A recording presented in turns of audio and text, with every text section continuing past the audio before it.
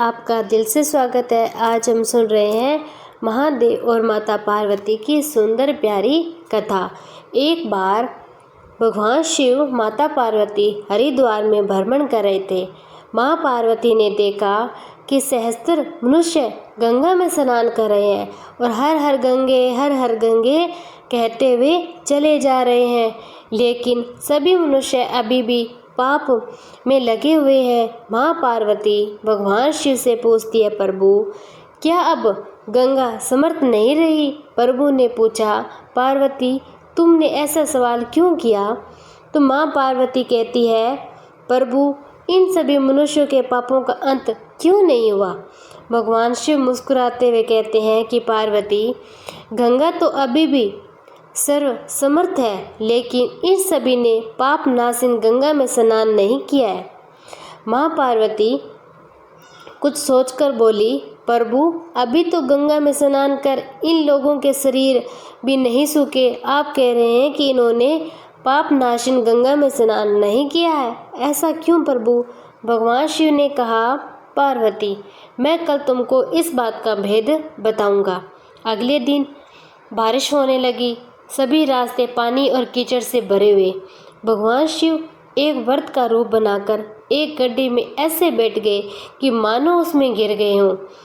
उनसे वृद्धावस्था के कारण निकला नहीं जा रहा है, तो उन्होंने माँ पार्वती को समझा दिया कि तुम गंगा स्नान कर आते ही सभी मनुष्य को सुनाकर कहना कि मेरा पति इस गड्ढे में गिर गया है। मेरे पति सर्वदा निष्पाप आत्मा है और कोई निष्पाप पुण्य आत्मा उनको बाहर निकाल सकती है। अगर कोई व्यक्ति निष्पाप तो वही मेरे पति को बाहर निकालने के लिए हाथ लगाए, लेकिन अगर कोई निष्पाप नहीं हुआ तो उसका शरीर जलकर भस्म हो जाएगा। माँ पार्वती अब खड्डे के पास जाकर बैठ गई। सभी को सुनाकर कहने लगी, अरे कोई सुंदर स्त्री को प्रलाप करते हुए देखकर रुक जाता, एक सुंदर स्त्री को वंदना में देखकर हर कोई रुक जाता, पर उनकी मदद के लिए कोई तैयार नहीं था। लेकिन जैसे ही वह वृद्ध वेशधारी भगवान शिव को बाहर निकालने के लिए हाथ बढ़ाने लगते, माता पार्वती उन्हें टोक देती। वह कहती, मेरे पति सर्वदा निष्पाप आत्मा है और कोई निष्पाप पुण्य आत्मा उनको बाहर निकाल सकती है। अगर तुम निष्पाप हो तो मेरे पति को बाहर निकालने के लिए हाथ बढ़ाना। मैं तुम्हें पहले ही चेतावनी दे रही हूँ, अगर तुम निष्पाप नहीं हो तो तुम्हारा शरीर जलकर भस्म हो जाएगा।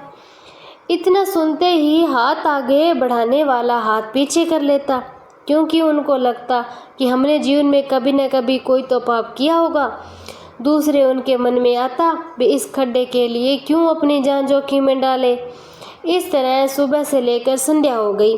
कई हजारों लोग स्नान कर चले गए, लेकिन किसी ने भी व्रत को निकालने की हिम्मत नहीं की। अब शाम के समय एक युवक हाथ में लोटा लिए वहां से गुजरा। माता पार्वती ने उसको भी अपनी व्यथा सुनाई। जब वह मदद करने के लिए हाथ बढ़ाने लगा, उससे वही बात माता ने बोली। वहां से गुजरे हजारों लोग को कही थी, अगर तुम सर्वदा निष्पाप हो तो मेरे पति को हाथ लगाना, नहीं तो तुम भस्म हो जाओगे। वह युवक बोला, माता मैं अभी तो पतित पावनी गंगा में स्नान करके आया हूँ और गंगा स्नान के पश्चाताप से सभी पाप तो नष्ट हो जाते हैं। मैं अभी आपके पति को बाहर निकालता हूँ। उसने हाथ बढ़ाकर व्रत के रूप में भगवान शिव के बाहर निकाल लिया। भगवान शिव और माता पार्वती ने उसको अपने वास्तविक रूप का दर्शन दिया।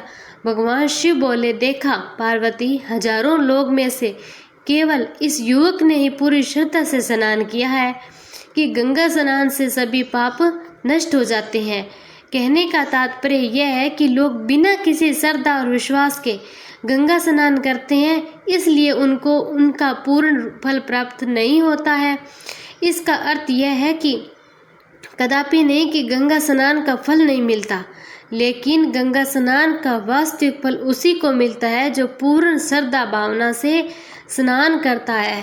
हर नगर के सभी लोग उस व्यापारी का बड़ा ही मान सम्मान करते। इतना सब कुछ संपन्न होने के बाद में व्यापारी बहुत दुखी था, क्योंकि उसकी कोई संतान नहीं थी। जिस कारण अपने मृत्यु के पश्चाताप व्यापार उत्तराधिकारी की चिंता उसे हमेशा सता रही थी। पुत्र प्राप्ति की इच्छा से व्यापारी प्रत्येक सोमवार भगवान शिव की व्रत पूजा किया करता और शाम के समय शिव मंदिर में जाकर शिव जी के सामने घी का दीपक जलाया करता।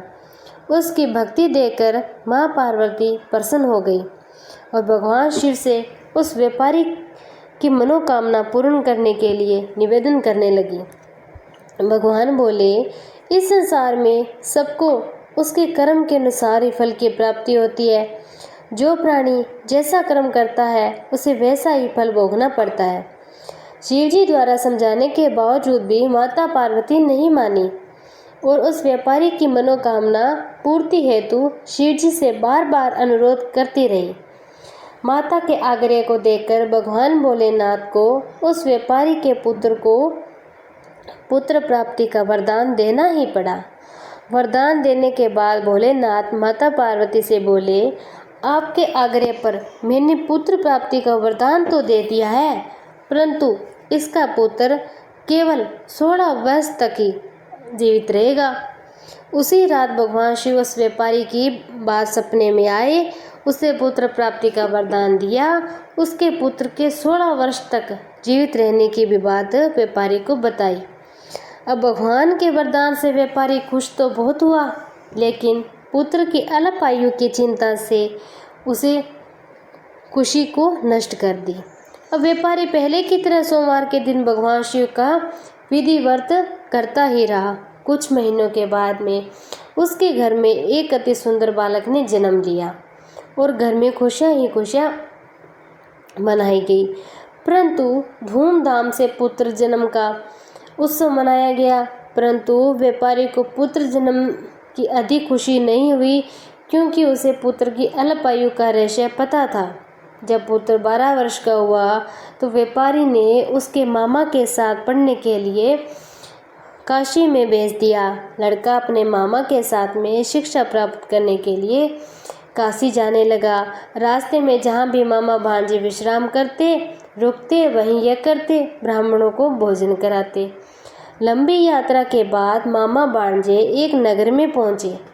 उस दिन नगर के राजा की कन्या का विवाह था, जिस कारण पूरे नगर को सजाया गया था। निश्चित समय पर बारात आ गई, लेकिन वर का पिता अपने बेटे के साथ एक आंख से काना होने के कारण वह बहुत चिंतित भी थे। उसे भय था कि इस बात का पता चलने पर कहीं राजा विवाह से इनकार न कर दे, इससे उसकी बदनामी भी होगी। जब वर के पिता ने व्यापारी के पुत्र को देखा, उसके मस्तिष्क में एक विचार आया। उसने सोचा, क्यों न इस लड़के को दूल्हा बनाकर राजकुमारी से विवाह कर दूं और विवाह के बाद इसको धन देकर मैं इसे भेज दूंगा और राजकुमारी को अपने नगर ले जाऊंगा।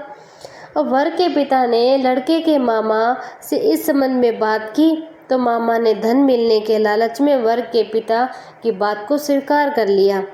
अब लड़के को दूल्हे का वस्त्र पहनाकर राजकुमारी से विवाह कर दिया गया। राजा ने बहुत सारा धन देकर राजकुमारी को विदा किया। शादी के बाद लड़का जब राजकुमारी के साथ लौट रहा था तो वह सच नहीं छिपा सका। उसने राजकुमारी की ओढ़नी पर कुछ लिख दिया।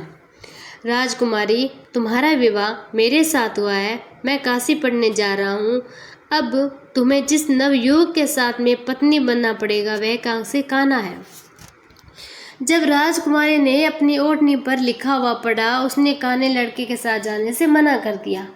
राजा को जब ये सब बातें पता चली तो उसने राजकुमारी को महल में ही अपने पास रख लिया। उधर लड़का अपने मामा के साथ काशी पहुंच गया। गुरुकुल में पढ़ना शुरू कर दिया। जब उसकी आयु 16 वर्ष की हुई, उसने यज्ञ रचा था। मामा ने यज्ञ के समाप्ति पर ब्राह्मणों को भोजन कराया, खूब अन्न वस्त्र दान किए।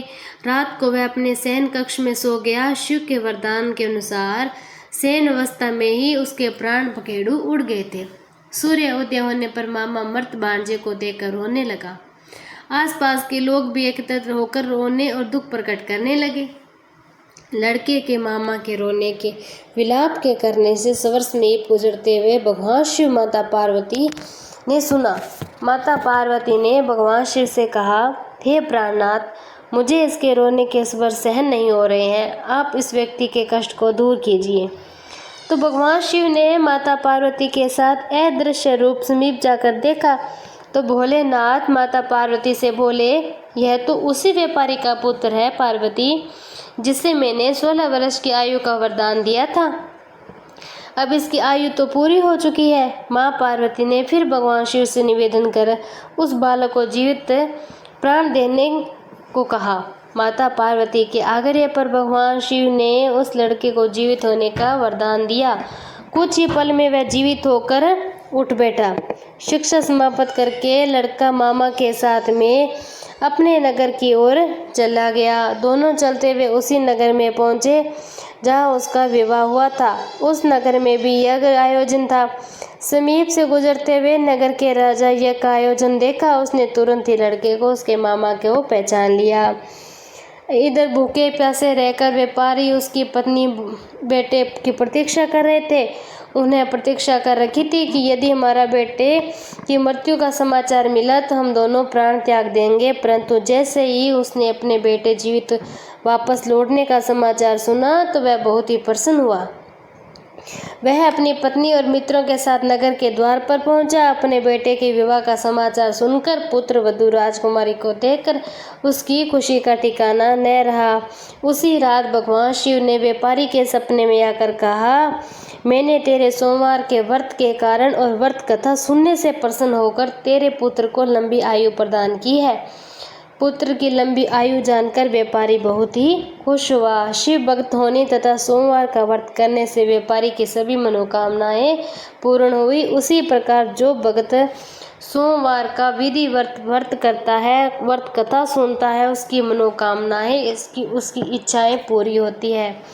हर हर महादेव, शिव शंभो। उस पर चिड़िया रहती, उस पर सिर्फ सूखी टहनियाँ ही थी, पत्ते भी नहीं थे। चिड़िया वहीं रहकर हर समय शंकर भगवान का जाप गुणगान करती रहती। ओम नमः शिवाय, ओम नमः शिवाय, ऐसा करती करती चिड़िया अपना समय गुजारती। एक बार नारद जी जंगल में से जा रहे थे। चिड़िया ने देख लिया। चिड़िया ने कहा, नारद के पास आकर बोली कि आप कहाँ जा रहे हो? तो नारद जी ने कहा, शंकर के पास जा रहा हूँ। चिड़िया ने कहा, भगवान शंकर मेरा बड़ा ध्यान रखते हैं, पर मेरे सूखे जंगल के बारे में उन्हें पता नहीं है। शायद उनसे कहना कि मेरे जंगल को वो हरा कर दे। नारद जी ने शंकर जी के पास जाकर चिड़िया की जंगल की बात भोलेनाथ को बताई। नारद जी के कई बार कहने पर शंकर जी ने कहा, मैं इसमें कुछ नहीं कर सकता। नारद, चिड़िया के भाग्य में 7 जन्म तक ऐसे ही सूखे जंगल में रहना लिखा है। नारद भी कुछ नहीं बोले, वापस आ गए। तो कुछ समय बाद नारद जी फिर से उसी जंगल में से जा रहे थे, पर जंगल को बदला हुआ देखा कि जंगल तो हरा भरा, हरी घास, फूल फल से लदा हुआ। चिड़िया का पेड़ फूल और फलों से लदा हुआ था।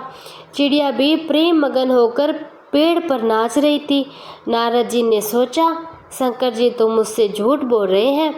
नारद जी ने शंकर जी से जंगल के हरे भरे तथा चिड़िया के बारे में पूछा तो शंकर ने कहा, नारद को मैंने चिड़िया को कभी कुछ नहीं दिया, फिर भी चिड़िया मेरा गुणगान करती है, हमेशा भक्ति में रहती है, विश्वास और प्रेम के साथ, और उसी वजह से मुझे 7 जन्म काट कर सब चिड़िया को इसी जन्म में देना पड़ा।